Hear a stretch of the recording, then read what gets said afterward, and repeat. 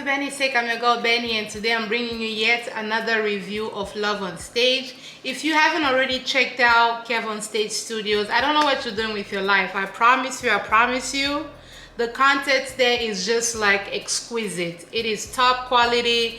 It is not messy, it's fun, it's educational, it's everything in between. So definitely check out Kev on Stage Studios. I'm gonna leave the link down below in the description box.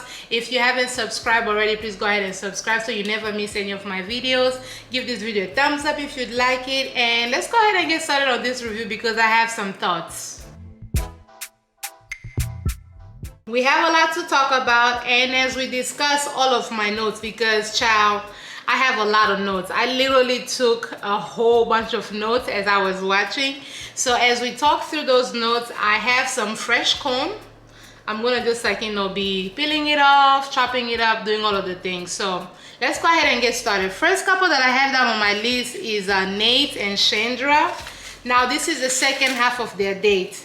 How did it go? I think, seeing more of the date, I think the date went well.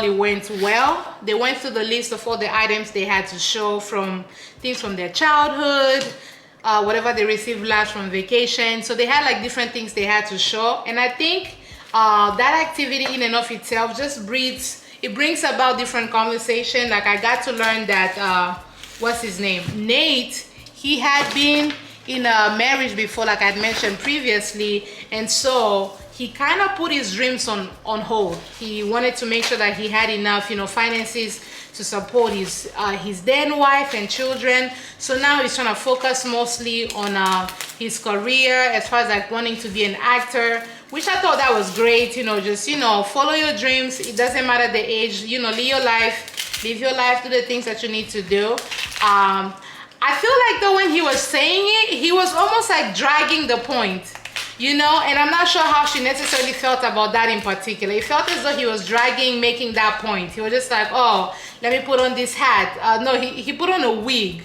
And I was like, first of all, Nate is a clown, like an actual clown. He's an actual, he's an actual goofball, just like, living life and having fun.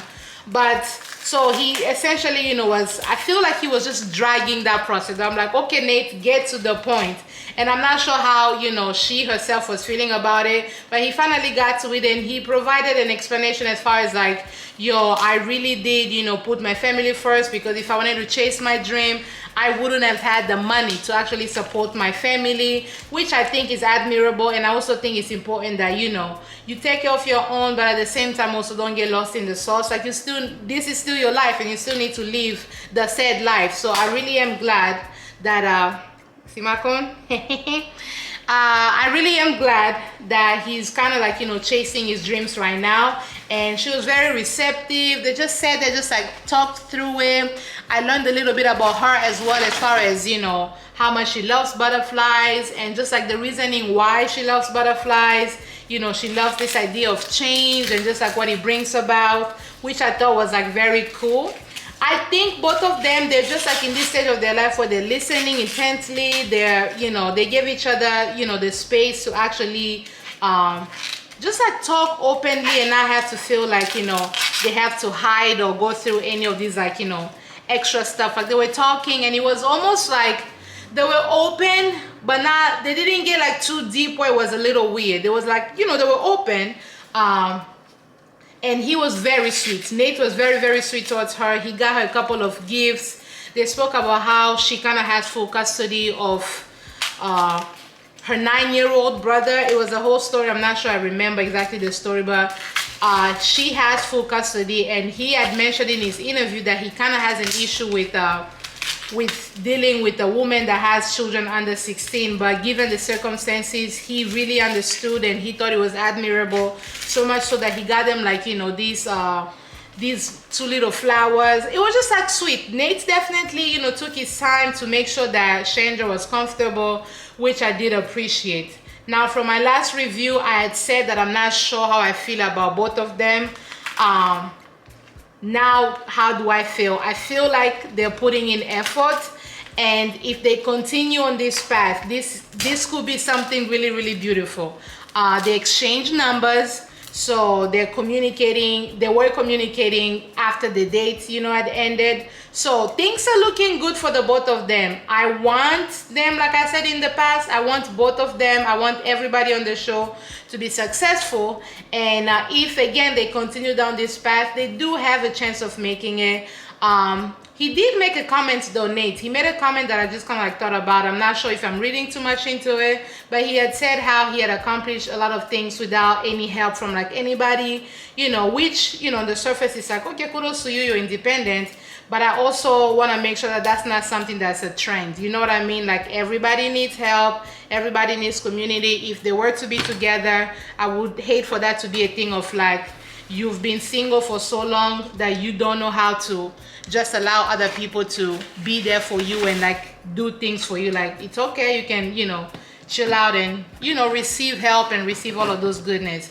So again, hopefully, maybe I'm just reading too much into it, but that's just like one comment that like stood out to me, and I'm like, I'm not really sure that that's something that's great. It's good to be independent and do your own thing, but it shouldn't be one of those things where like we wear it as a badge of honor, like, oh, look at me, I did it all by myself. It's better when we go together. So what they're showing us is truly who they are, then they should have no problem making it. You know what I'm saying? Because sometimes people be pulling up one way and then they come out and be another way. So keep it up. If this is who you are, keep it up and everybody should be all right. Now let's talk about Crystal and James. I think these two had a really, really good date. You can definitely see that there's an attraction there.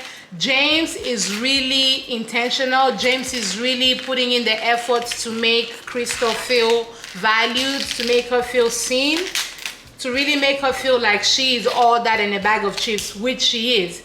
You know what I'm saying? Like he was complimenting her, and the date was just like, it was deep yet jovial. You know what I'm saying? Like they were open and they were vulnerable, but it wasn't one of those like, all my life I had to fight. Like it wasn't none of that. It was just very like casual openness, and it was just like chill. And James has Crystal down. Like, I'm sorry, I don't know, James would have to do something like really horrible or just like way out of pocket for Crystal to be like, I don't know about this. Because from what she's showing, Crystal she's ready. Crystal has planned the entire wedding. The wedding is happening and everything is just like amazing. She is down. Because if he is who he's saying to be, and if he's showing up consistently the way he's showing up on these dates, at least the way we're seeing it, then Crystal is really enjoying it, and I feel like he's enjoying her as well. They're balancing each other out. They're sharing their dreams. Oh, child, this was hard to break. But they're sharing their dreams, they're sharing their hopes, and they're just like, vulnerable and fun and just like, young, and they're vibing. So these two, I'm just kind of like, God bless y'all. He has a cooking group. That's one thing I forgot to mention. So you can really see that James is somebody that loves to serve others, and it's showing up with the way he's serving, Crystal. Whether that be with compliments or with the way he's just like listening to her talk. He's very much like, I want to make sure that you feel like you are deserving of all things in life, and that's how he's showing up for her. And I'm just kind of like, I love it so much. I don't remember exactly what he was sharing, but he brought out this thing that he got from the military, and what struck me was the comment he made about sticking to things and just like seeing things through. And I feel like that's speaking a lot to his character, that if he's in this process, he's in it for real. Like he's not out here trying to toy with her feelings. Again, if he is who he said he is, because last season y'all did us wrong. Y'all was trying to fool us last season. I ain't gonna mention no names, but y'all was pulling a fast one on us. He's not playing these games. Like he's in it for the long run, and he's sticking it through. He's gonna do whatever he needs to do to make sure that this process is successful, to make sure that there's an actual future, between the two of them. Because again, physical attraction is not all that it takes. You know what I'm saying? It does help. Don't get me wrong, like those are attracted to each other. It does help. It makes things, at least a little bit easier. But it's not all that it takes. And I love that James is putting in the effort to still court, what's her name, Crystal, to make her feel really good. And he's gonna stick this through. But there was something that happened earlier that I was like, James, Those are the things that show that people are a little bit older, because I'm like, whenever you turn to James, when they're doing like their dates, you know, he's a little bit further away from the camera. But when he's having these one-on-ones with maybe Melissa, or maybe he's trying to do like he's answering questions on the camera, this is James. So yeah, like, yeah, totally, the date went really well. I'm just kind of like, yo, James, why are you so close? James, move back the camera. You understand? Move back the camera. He be here. James, why are you so close? Like, that's a problem. Like, come on. Last but certainly not least, let's talk about Tremaine and Sharita. Now, I just have to say out the gate, I am not feeling all the way confident still. You know, I feel like my opinion as far as Nate and Chandra, it hasn't fully changed, because again, I want to see how far they go, but I feel like they've made steps towards the right direction. Tremaine and Sharita, they've definitely made steps forward, but I'm still hesitant because I feel like they're gonna reach a point where it's almost like a plateau. You know what I'm saying? They're gonna reach a point where it's almost like they're just enjoying these intellectual conversations, and they're pushing each other to just like think a little bit deeply, but there won't be any like, oh my gosh, like this is just like warm and fuzzy, this is like my person. You know what I'm saying? That's what I'm fearing. But I think they had a pretty good date. They definitely reached a lot deeper. They had deep conversations in a way that I don't think most people tend to have on first dates. And Sharita was not, she was not letting this man live. That's the best way I feel like I'm gonna put it. She was not letting this man live. She was definitely asking all the, you know, tough questions. And I do have to commend Tremaine. He wasn't backing down either. Like, he was very honest. She asked him about his relationship with the ex with whom he has children, and he really did open up about, you know, they have a good co-parenting situation going on, and you know, he's very supportive. He supports when he can, this, that, and the third. And the ex is married now. You know, the ex and her wife are married. And so that kind of like threw her off guard, and I feel like, if I'm being honest, it threw all of us off guard. But yeah, he was just like, he just said it right then and there, and you know, she was kind of like taken aback. But you know, everybody's living their lives, you know, but he didn't shy away from saying that. He didn't shy away from, you know, putting it out there, and talking about how he's been in therapy and some of the things that he's learned, this, that, and the third. So she was really asking, like, you know, some difficult questions. And at first, you know, I think he was trying to not talk about, he was sharing a gift, and he wasn't trying to talk about how he necessarily, where he necessarily got the gift from. Come to find out it was from an ex. And she really just like pushed him on him, like, yo, we both have a past. We don't have to tiptoe around it. And I think that was like, that gave him permission to also be like, okay, this is a safe space. We can talk about this, that, and the third. So they spoke about that. And they also spoke about something that was just like, oh, they spoke about marriage. Her views on marriage is that it's just like, for financial reason. What did she say? She had said something about, she says marriage is a financial contract. Now, this is somebody that's been married before. Tremaine has not been married. Asked her about it, and she was able to give, you know, explain why she feels that way, the way that she feels, you know, which he still disagreed, but they were able to have like a conversation about it that was just like, oh, Jord, it wasn't one of those like, we have to agree on this thing for there to be some kind of like, you know, respect. He was very respectful. He said what he needed to say, and she said what she needed to say. But at the same time, it's things like that that's making me feel like these two, they're gonna be having all these conversations. They're gonna be, you know, pushing each other, challenging each other out of their comfort zone. They're gonna be doing all those things. I am just afraid that when all that is done and said, there's not gonna be that thing where it's like, oh my gosh, this is my person, I totally love them, and I just feel like all fuzzy. I feel like it's one of those people that they're gonna enjoy being around each other a lot. They're gonna have beautiful conversations and challenging conversations, and, you know, difficult ones. But as far as just like, you know, love connection, and I'm not saying like people in relationships should just be dumb and not challenge themselves. That's not what I'm saying. But I'm just saying it's like the two of them, it's like watching it's almost like watching a debate with few moments of joy and laughter in between. That's kind of like the vibe it's giving me. Great people. I love Sharita.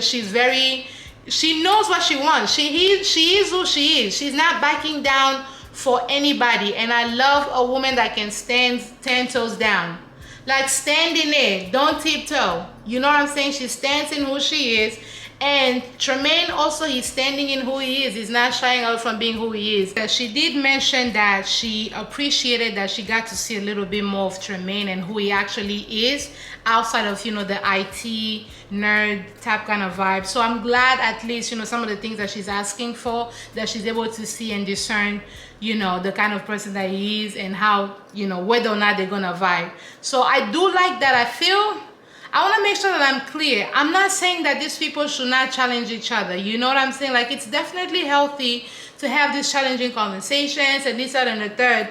But I just feel like, God dang, it's the first date. Can we laugh? You know, it was mostly like, yo, marriage, what do you think about it? This, what do you, like, I wanted them to be vulnerable. But at one point, it felt more interview-ish for me than it did actual first date, you know.